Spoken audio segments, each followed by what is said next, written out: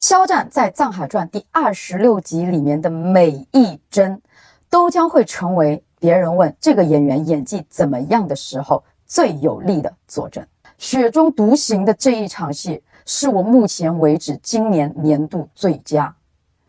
没有一句台词，悲怆感却铺天盖地。原本轻如鹅毛的大雪，却纵似泰山一样，就这么轻易地压弯了你的脊梁。我想说，藏海，这10年间没有一天是快乐过的吧？你当真是用尽了全部的力气，才踉踉跄跄从牢中走到了这里。庄如影的那一句“快躲啊，快躲”，你要是看到自己儿子现在的样子，你是该笑还是该哭啊？也是真的伤到了你的心。第一个仇敌锒铛入狱之时，你迎来的并非是快意恩仇的解脱，而是灵魂被抽空的荒芜。仅有的热血早就在仇恨的牢笼当中被熬成了灰烬，父母魂归黄泉，妹妹永别，连酷似双亲的容貌也早就在10年前被磨平，现在你都已经记不起你曾经应该有的那个样子了。肖战用震颤的指尖、失焦的眼神，甚至有一刻双腿都站不稳，需要扶着才能够撑住，人在极度悲伤痛苦时的真实的生理反应，将藏海大仇得报之后却无家可归的绝境刻进了每一帧画面当中。藏海即便如此，你连放纵哭泣都不能，只能克制的落了几滴泪。当你抬头望天的那一刻，你是否在感慨终于要沉冤得雪，还是在内疚自己为了复仇对着仇人卑躬屈膝，舍弃了尊严和脸面，做足了小人的姿态，自己无颜再见夫余？还是在思考大仇还未得报，但是自己身边所有人都各怀鬼胎？这一边，肖战用压抑自己情绪喘息时痉挛的肩膀，抬头望天时空洞的瞳孔，和雪中落泪时喉结压抑的滚动，用这些精准的细节的表演，都在诉说藏海的人生当中比死亡更冷的清醒，就是复仇是活着的理由，但是至于藏海，又是杀死自己的一个毒药。这场雪夜的独角戏真的是堪称教科书级别的一个演绎。肖战摒弃了传统苦情戏的哀嚎跟宣泄，用极为精密的肢体控制演绎出了来自于藏海灵魂当中所正在遭受的凌迟。当他用手徒手抹去泪痕的那一刻，其实就是暗示着藏海对于温情的一个自我阉割，而他踉跄着却又挺直的脊背，又恰如他身负血债的傲骨跟枷锁。最让我震撼的就是他的孤独、悲伤、彷徨、无助、害怕众多情绪当中转瞬即逝的那一刹那的疲倦。他真的表现得太为精准了，10年的复仇之路，他踽踽独行到现在，怎么可能不累呢？而且在导演的特写镜头当中，他眼中翻涌中的悲怆、伤感、孤寂，在转眼间凝为了最为冰封的决绝。就好像他在大雪之中就允许自己那么短暂的哭了一小会儿，又很快的收住了自己所有的情绪，变为了最为精准的复仇的那一抹。就是这种收放间的巨大张力，让藏海那一句我早就不是人的自白有了最为血肉的佐证。肖战在这边真的演得太好了，清风入鞘犹带雪，孤影踏雪静无声。肖战用这场戏证明了顶级的表演无需台词的堆砌，颤抖的指关节比控诉更震耳，沉默的眼泪比嚎哭更刺心。当藏海在雪中抹去最后一丝软弱的时候，演员肖战也在观众心中刻下了演技的标杆。先生到藏海，从二公子到庄二公子，今晚的最后一杯酒其实就是庄二跟藏海的决裂。其实庄二会这样做非常很好理解，因为这部剧讲的本身就是权力对于人类的一个异化。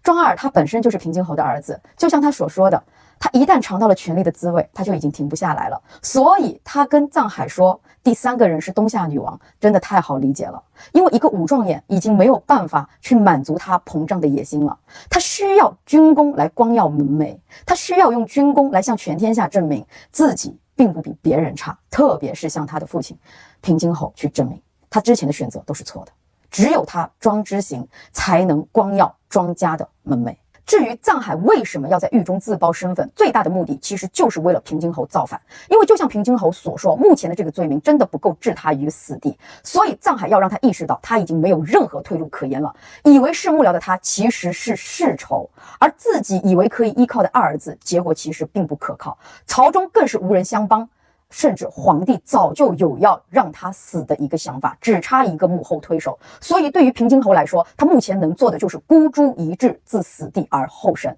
就一个字，反，才有可能生啊。二就是为了试探一下第三个人是否真的是东夏女王，因为当庄二说出让藏海不要复仇话的那一刻，藏海就已经完全不相信庄二了。虽然他已经去试探过了香案图，但是没有人比平津侯更为保险了，所以他才会说出来。但是就平津侯的那个反应，我相信这个时候的藏海心中已经明白，第三个人是东夏女王的可信度已经降到极低极低了。第三，就是为了离间平津侯跟庄二之间的一个感情，他透露给平津侯的意思就是，其实庄二早就知道你是他的杀母仇人，而他如今能够做到现在，完全就是为了复仇，跟我合作也是。所以说，现在你的儿子对你来说也是不可信的，为他们后面的父子反目成仇做了一个铺垫，埋下了一个怀疑的种子。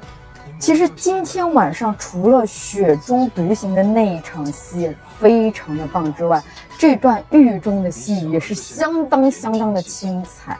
据说这是第一场，谁能想到第一场能够将这种情绪的层层递进给演得这么的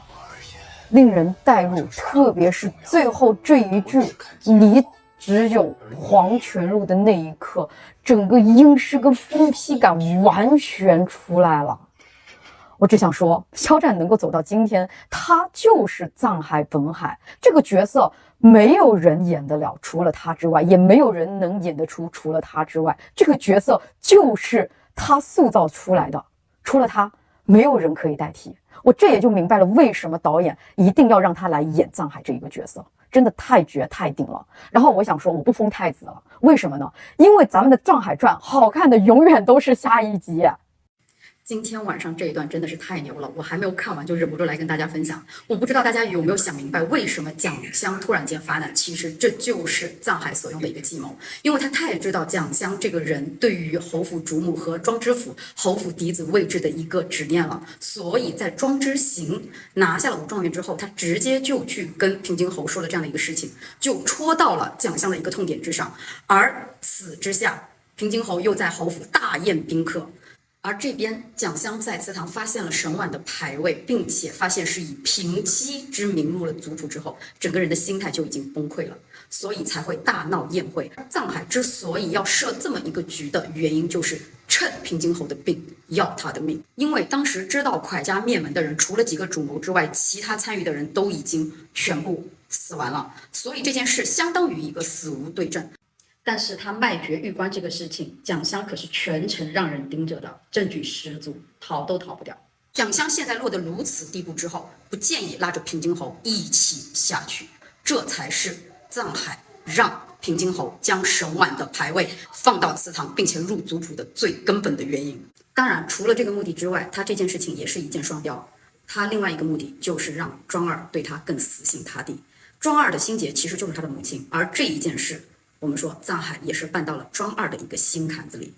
我今天看到这里的时候，头皮都已经发麻了。一个人怎么能够心思缜密到这个地步呢？太绝了！宣布《藏海传》的第24集才是真正的皇太子，不接受任何反驳。今晚的藏海再次以身入局，成功的一箭三雕。这一场他赢的是相当的精彩且漂亮。首先是平津侯跟曹敬贤的决裂，庄大被曹敬贤带走，看似是曹敬贤主导的行为，实则全部都是藏海的步步引导。曹敬贤让庄大杀了藏海，庄大不敢，而藏海却用他的母亲蒋襄是杀害庄二母亲真凶的事情刺激了他。而在庄大一刀向他捅来时，他有一个明显的侧身，这样既可以受伤，但不至于伤到要害。况且他早就跟石雷约好了摔杯为号，那个杯子是一直拿在手里的，所以石雷来得非常的及时。而石雷把陆烟打晕之后，却只带走了藏海，没有去管陆烟，这是最关键的一处。原本曹公公可以直接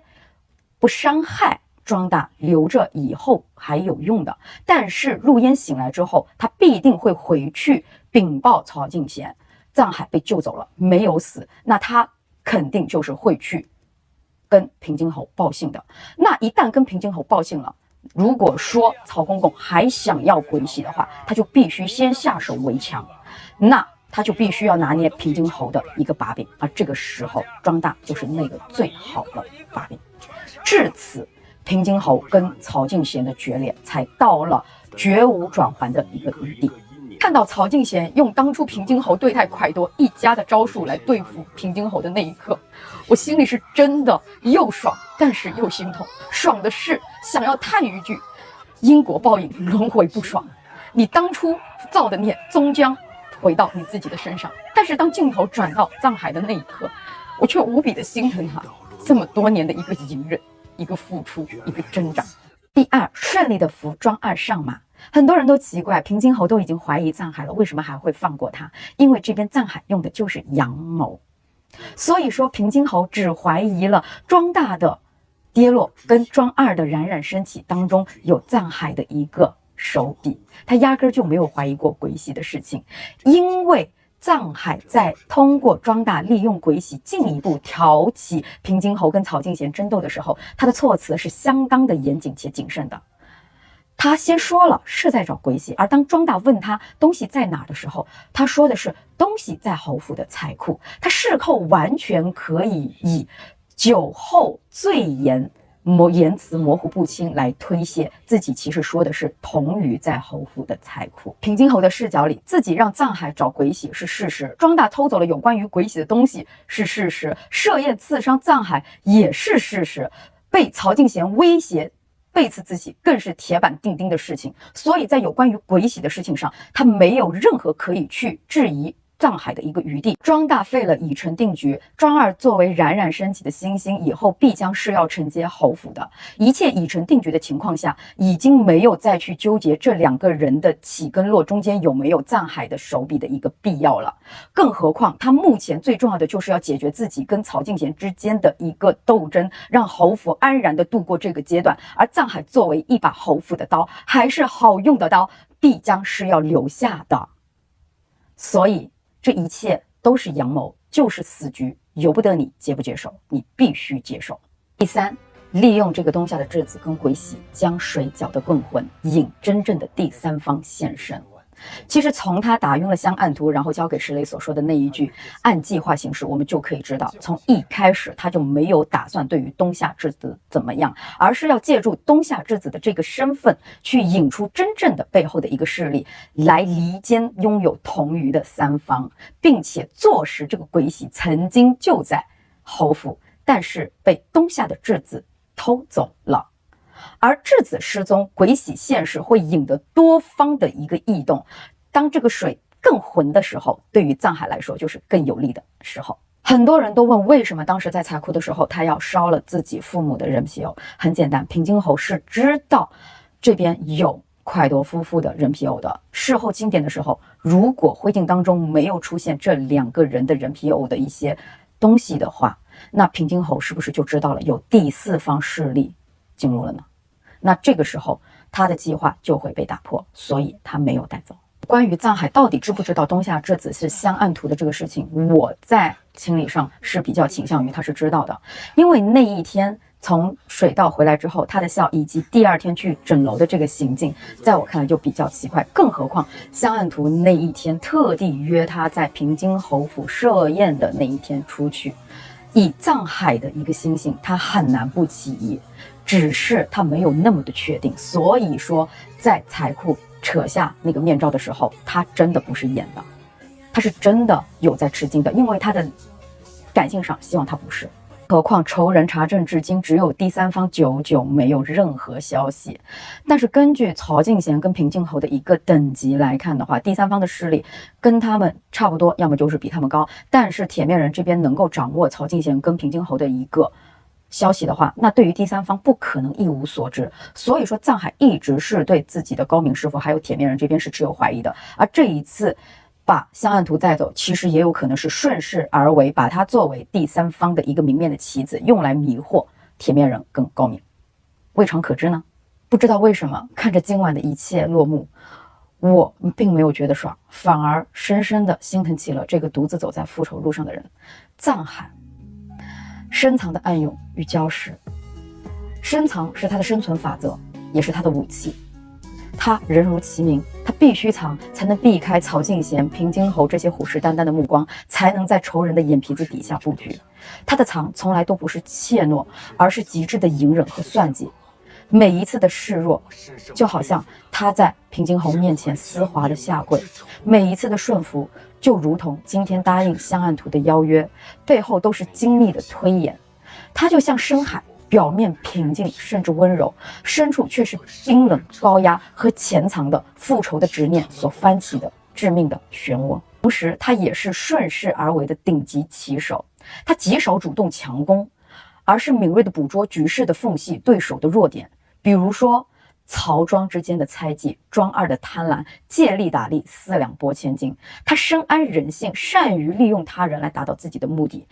答应香案图的邀约绝对是他权衡后的结果，他必然猜到了他有所意图，或干扰或试探，但是他更看重的是庄府宴会的一个关键性，以及这个顺势可能带来的一个变数。即便如此，我依旧心疼他。最让我心疼的就是他是情感的一座孤岛，血海深仇是他生命的底色，巨大的痛苦锻造了他冰冷的内核和坚不可摧的一个目标感。在温润之下，那些血海深仇在他的心中翻涌激荡，然后又归于表面的风和日丽。我不知道他是如何将那些情绪一把一把的咽下去的，因为在我看来，他咽下的并不是情绪，而是一个作为人的基本的情感需求。他是那么的冷静，那么的克制，因为在这条复仇的路上，越冷静越克制，就意味着越痛苦，越挣扎。案图的出现就好像一道光，试图刺破深海，所以说他本能的警惕甚至回避，但是又忍不住想要靠近。可是他是如此的清醒且理智，情感的微风过处，他总是能够回归自己的目标，坚韧毫不动摇。所以说藏海，他让我佩服之余，更多的就是心疼。